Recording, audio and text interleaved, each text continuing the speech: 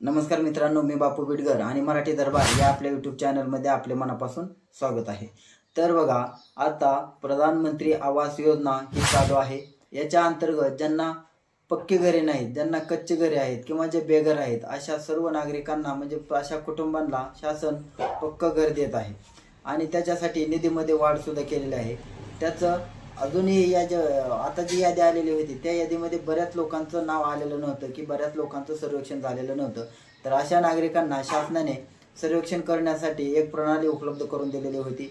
याच्यामध्ये बघा, PM आवास प्लस 2024 हे एक प्ले स्टोअरला ॲप आहे। त्या ॲपद्वारे हे सर्वेक्षण केलं जात होतं। तसेच दुसरी पद्धत ही की प्रत्येक गावचे जे ग्रामसेवक आहेत त्यांना लॉग इन दिलं होतं आणि त्यांच्या माध्यमातून गावातील सर्व जे पात्र लाभार्थी आहेत त्यांचं सर्वेक्षण केलं जात होतं।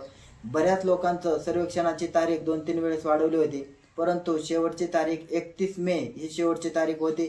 परंतु अजूनही काही नागरिक यापासून वंचित आहे असं शासनाच्या लक्षात आलं आणि नागरिकांच्या हितासाठी, सर्वसामान्यांच्या हितासाठी शासनाने याचा विचार केला आहे आणि ही सर्वेक्षणाची तारीख 6 जूनपर्यंत निश्चित केलेली आहे। त्याच्यामुळे जे कोणी नागरिक अजूनही यापासून वंचित असेल, जे कोणी कुटुंब यापासून वंचित असेल, तर त्यांनी 6 जूनच्या अगोदर आपला सर्वे करून घ्यायचा आहे, की जेणेकरून तुमचं घर मिळायला तुम्हाला मदत होणार आहे। याच्यासाठी बघा, प्ले स्टोअरवरून आवास प्लस 2024 हे ॲप आणि आधार फेस RD हे 2 ॲप डाउनलोड करायचे आहेत आणि त्या माध्यमातून आपण तो फॉर्म भरायचा आहे। तर बघा, शासनाने एक सर्क्युलर काढून ही मुदतवाढ केलेली आहे। त्याच्यामुळे नक्कीच याचा फायदा जे याच्यापासून वंचित राहिलेले होते अजूनही सर्वेक्षणाचे, त्यांना निश्चितच फायदा होणार आहे। धन्यवाद।